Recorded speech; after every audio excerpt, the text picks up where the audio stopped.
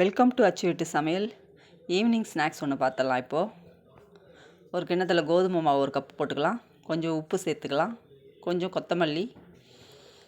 இதை நல்லா கலந்து விட்டுடலாம். தண்ணி ஊற்றி சப்பாத்தி மாவு பதத்துக்கு பிசைஞ்சிக்கலாம்.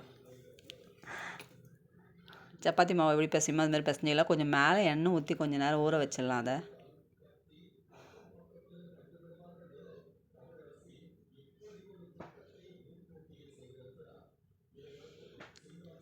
கொஞ்ச நேரம் அப்படியே இருக்கட்டும், ஒரு 5 நிமிஷம். இப்போ உருளைக்கிழங்கு வேக வச்ச உருளைக்கிழங்கு 2 எடுத்துருக்கேன். அதை நல்லா மேஷ் பண்ணிடலாம். கொஞ்சம் சில்லி பவுடர் போட்டுக்கலாம்.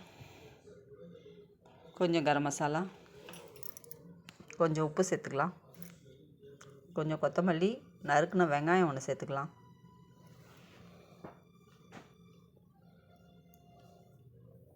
இதை நல்லா பிணைஞ்சி விட்டுடலாம்.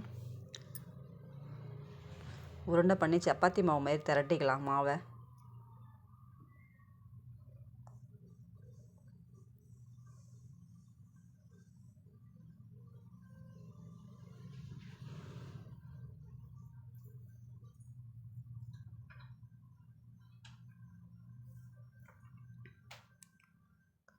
இப்போ உருளைக்கிழங்கு எடுத்து இது மேலே கொஞ்சம் அப்படியே ஸ்பூன்லேயே வச்சு நசுக்கி விட்டுடலாம். அதில் ஃபுல்லாக வச்சிடலாம். அது உள்ள மசாலாவை ஸ்டஃப் பண்ணிடலாம்.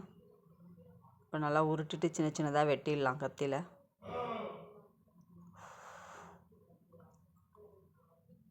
இது மாதிரி தட்டி விட்டுடலாம். கொஞ்சம் மேலே மாவு தூளிலாம் இல்லை மசாலாலாம் வெளியே வந்துடும்.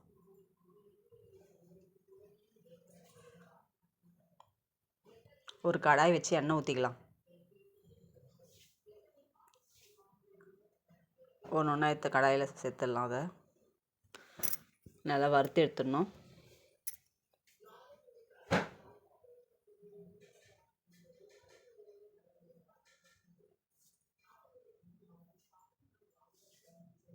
இப்போ திருப்பி விடலாம். பாருங்கள், நல்லா ரோஸ்ட் ஆகிருக்கு.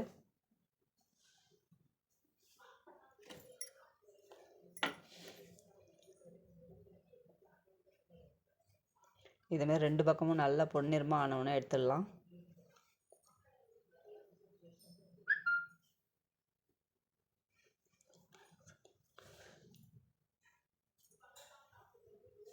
கம்மியாக எண்ணெய் ஊற்றி நல்லா பொரிச்சு எடுத்துடலாம். இதை